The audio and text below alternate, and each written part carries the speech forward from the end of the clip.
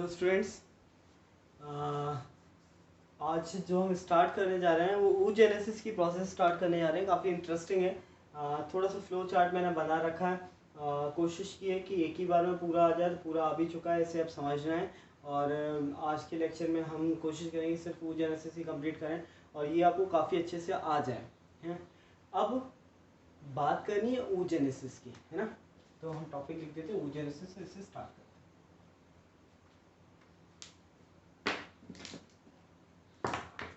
oogenesis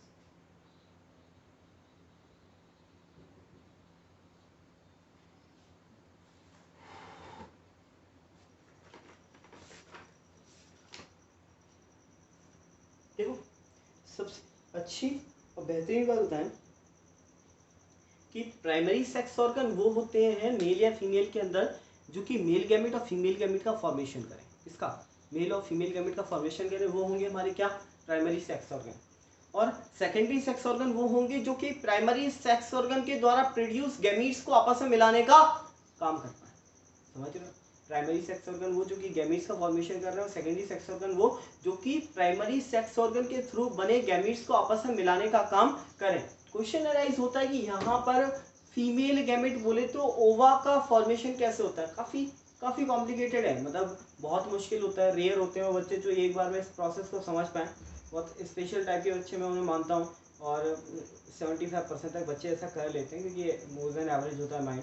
बस अर्थ ये होता है कि हम कितने कंसंट्रेशन के साथ क्लास में बैठ रहे हैं, कितना ध्यान से सुन रहे हैं, उस पर डिपेंड करता है, वरना सभी लोग सीख सकते हैं। आइए एक छोटी सी कोशिश मैं भी करता हूँ, मेरे साथ में वो कोशिश आप भी करें। एक विनम्र निवेदन है आपसे और कोशिश करेंगे हम कि एक बार में से सीख सकें। बहुत सिंपल सी बात है, एक छोटी सी स्टोरी सुनाते हैं आप लोगों को। स्टोरी वाइज पढ़ेंगे इसको। एक अनबॉर्न बेबी है। अनबॉर्न बेबी बोले तो ऐसी छोटी बच्ची जिसका जन्म अभी तक नहीं हुआ है, वो माँ के यूटेरस में है। कहाँ पे? माँ के यूटेरस में। ऐसी बेबी में मिलती है जर्मिनल एपिथेलियम। क्या? Germinal epithelium. कहाँ? ओवरी में। क्या? Germinal epithelium.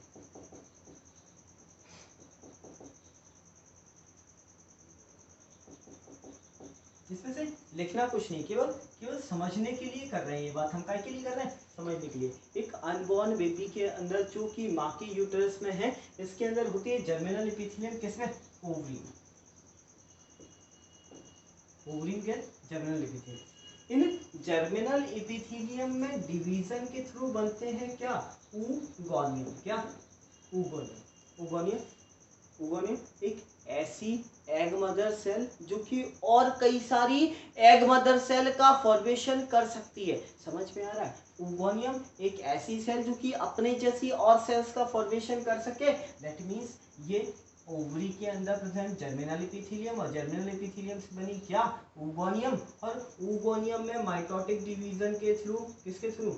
माइटोटिक डिवीजन के थ्रू कई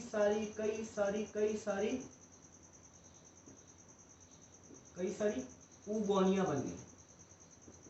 oogonia बोले तो एग मदर सेल। और सिंपल सी बात है, वही स्ट्रक्चर मैंने यहाँ बना रखा है। Germinal epithelium cell, germinal epithelial cell of female. तो germinal epithelial cell of female ये रही, इसमें डिवीजन के थ्रू इससे बनी क्या? oogonia। oogonia में माइटोटिक डिवीजन के थ्रू क्या?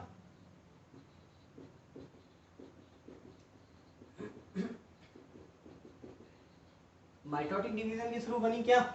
oogonia। और oogonia को हम बोल सकते हैं यहाँ से क्या? Egg mother cell. क्या? Egg mother cell. लेकिन ये सारी की सारी प्रोसेस क्या? ये सारी की सारी प्रोसेस जिसमें जर्मिनल एपिथेलियम से oogoनियम बनना और oogoनियम से oogonia बनना by the help of mitotic division, ये सारी की सारी प्रोसेस जो होती है वो फीटस के अंदर हो रही है। फीटस यानी कि एक अनबॉर्न बेबी के अंदर हो रही है, जो कि जिसने अभी तक जन्म नहीं लिया। उसमें भी कहाँ हो रही है? Inside the ovary. कहाँ? ओवरी के अंदर। इस प्रोसेस को हम एक नाम दिए हैं क्या? मल्टीप्लिकेशन। क्या? मल्टीप्लिकेशन। और नीचे लिख दिया है क्या? Takes place in ovaries of unborn female baby. समझ गए? तो क्या किया? ओवरी के अंदर जर्मिनल एपिथेलियम ने डिवीजन कर करके बना दी क्या? oogonia। और इन oogonia ने और कई सारी एग मदर सेल बोले तो oogonia बना हमारी। जितनी oogonia बनती हैं, जितनी oogonia बनती हैं वो जन्म से पहले तक ही बनती है। बच्ची के अंदर जन्म से पहले तक ही बनती है। जन्म के बाद किसी भी प्रकार की oogonia का फॉर्मेशन नहीं होता। क्या? किसी भी प्रकार की oogonia का फॉर्मेशन नहीं होता। अब काम की बात है, काम की बात ये है कि यहाँ पर न्यूट्रिशन को गेन करने से यहाँ ये oogonia डिवीजन के बाद बना देते हैं क्या? Primary oocyte। क्या? Primary oocyte। एक बहुत अच्छा सा स्ट्रक्चर है ना, ग्रोथ के बाद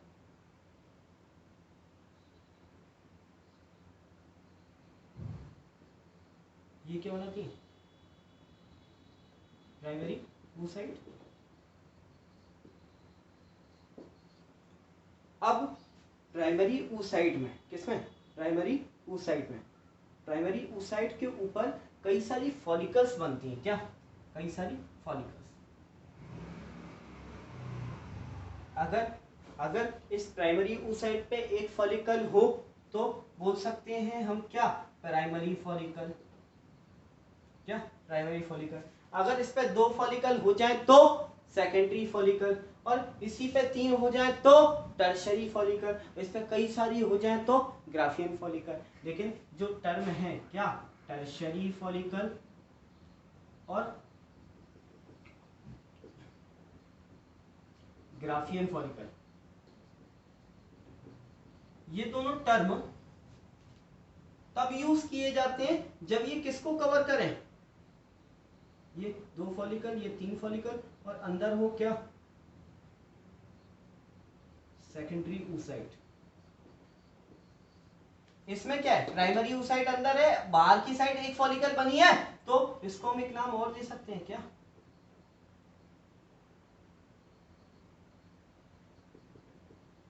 प्राइमरी फॉलिकल।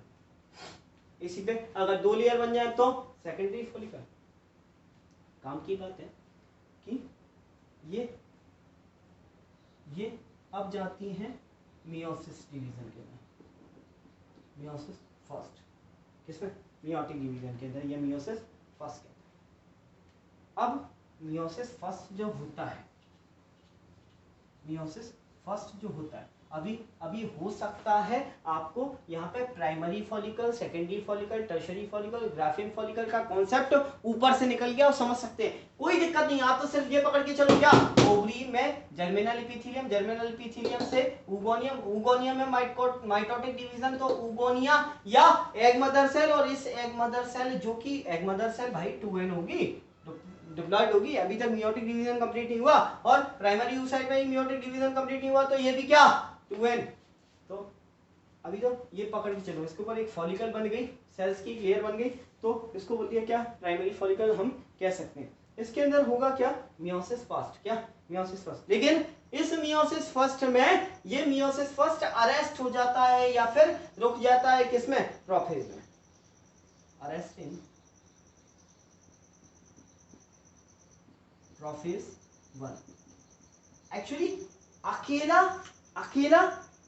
अकेले यही प्राइमरी oocyte नहीं, जितनी प्राइमरी oocyte ओवरी के अंदर हैं, जितनी प्राइमरी oocyte ओवरी के अंदर हैं, वो सारी की सारी प्रोफेज 1 के अंदर रुक जाती हैं। आप लोग 12th के बच्चे हो, आप सेल डिवीजन अच्छे से समझते हो। मियोसिस 2 पार्ट में होता है, meiosis first, meiosis second. Meiosis first की प्रोफेज 1 के अंदर ये अरेस्ट हो जाता है, यानी कि डिवीजन अब आगे नहीं जा रहा है, यानी कि जितनी भी oocyte हैं, जितनी भी oogonia थी, वो oogonia प्राइमरी oocyte में कन्वर्ट हो गई, और प्राइमरी oocyte में भी किस फेज के अंदर अरेस्ट हो गई, आगे डिवीजन नहीं बढ़ रहा, किसमें? प्रोफेज 1 में। यहाँ तक कोई दिक्कत नहीं। ओवरी में जर्मिनल एपिथेलियम में डिवीजन से बने क्या? oogonia, और oogonia से माइटोटिक डिवीजन के थ्रू वही डिप्लॉयड oogonia बनी, और इन oogonia को बोल देते हैं क्या? Egg mother cell. इन एग मदर सेल में ग्रोथ के थ्रू क्या हुआ? प्राइमरी oocytes का फॉर्मेशन हुआ, और इस प्राइमरी oocyte को कई टाइप की सेल्स ने चारों तरफ से घेर दिया, तो एक सिंगल लेयर के साथ घेरा, तो इसे बोल दिया क्या? Primary follicle. बाद में 2 लेयर भी घेर लेती है, तो उससे बोल देते हैं क्या? Secondary follicle. बात यह है कि इस प्राइमरी oocyte में मियोसिस फर्स्ट स्टार्ट होता है बेबी के अंदर, बचपन में, और ये मियोसिस फर्स्ट बचपन में जब बच्ची प्यूबर्टी की कंडीशन में, तब ये मियोसिस प्रोफेज 1 के अंदर जाकर के रुक जाता है। और ये जो अरेस्ट हुआ, प्रोफेज अरेस्ट जो हो गई है, मियोसिस फर्स्ट जो अरेस्ट हो गई है, ये कंप्लीट होती है कब? प्यूबर्टी में। तो हर महीने एक ओवरी के अंदर कंप्लीट होती है और एग रिलीज होता है। आइए बात करें इसके अंदर मियोसिस फर्स्ट। इसमें ये मियोसिस फर्स्ट का वो कंप्लीट हो जाएगा, कंप्लीटेड एट प्यूबर्टी। तो जब बच्ची प्यूबर्टी की कंडीशन में आई,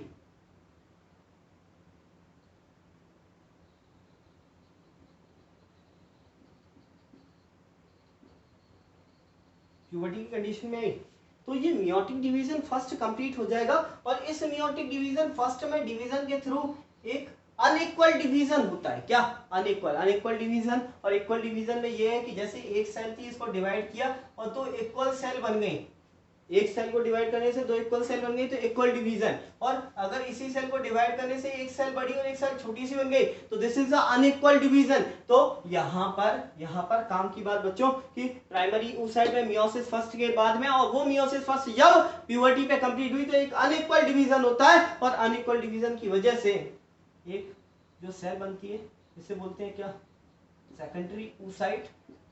और इसे बोलते हैं क्या? Polar body. इस सेकेंडरी oocyte में अब होना है मियोटिक डिवीजन सेकंड। क्या? मियोटिक डिवीजन सेकंड होता क्या है? आप इसको यहां देख के चल सकते हैं, इसको यहां से देख लें। इसमें अब इसमें क्या होता है? इसमें होना होता है मियोटिक डिवीजन सेकंड। तो इसमें मियोसिस सेकंड स्टॉप हो जाती है कहां पे?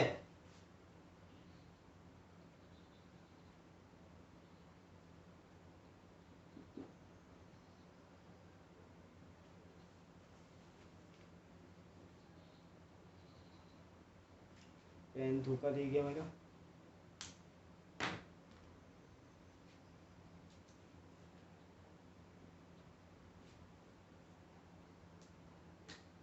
ये अरेस्ट हो जाती कहाँ पे? अरेस्ट हो जाती कहाँ? मेटाफेज में।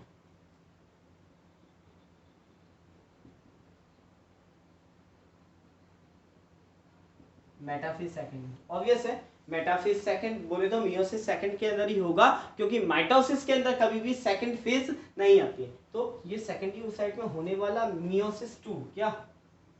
M2 मियोसिस 2 किसमें अरेस्ट हो जाता है? मेटाफेज 2 में। ये रुका रहता है, लेकिन जैसे ही स्पर्म आता है, क्या आता है? जैसे ही स्पर्म आता है, तो स्पर्म जैसे ही एंटर किया, तो ये रुका हुआ मियोसिस सेकंड, यानी कि रुका हुआ meiosis second in metaphase second, ये कंप्लीट होता है और बन जाता है क्या? एक मैच्योर ओवम। क्या बनता है? एक मैच्योर ओवम। और इस ओवम के अंदर ही यहाँ साइड में क्या रहता है? Mail nucleus. ठीक है। और साइड में क्या? ये अगेन पोलर बॉडी।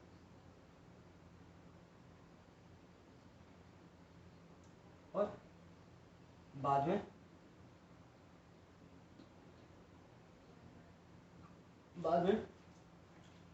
ये दोनों आपस में मिलकर के बना देते हैं क्या? 2n zygote. क्या बना देते हैं? ज़ायगोट।